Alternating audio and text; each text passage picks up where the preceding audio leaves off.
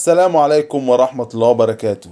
جدول مباريات الدوري المصري موسم 2023-2024، الجولة ال15. الخميس 7 مارس، المصري مع سموحة الساعة 4 على استاد الجيش ببرج العرب. الإسماعيلي مع بلدية المحلة الساعة 7 على استاد الإسماعيلية. سيراميكا كليوباترا مع المقاولون العرب الساعة 7 على استاد المقاولون العرب. الجمعة 8 مارس، طلائع الجيش مع الداخلية الساعة 4 على استاد جهاز الرياضة. فيوتشر مع نادي زد الساعة 7 على استاد القاهرة الدولي. السبت 9 مارس، الجونة مع الزمالك الساعة 4 على استاد الجونة. انبي مع الاتحاد السكندري الساعة 4 على استاد بطرسبورت.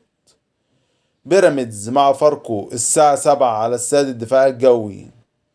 البنك الأهلي مع النادي الأهلي الساعة 7 على استاد القاهرة الدولي.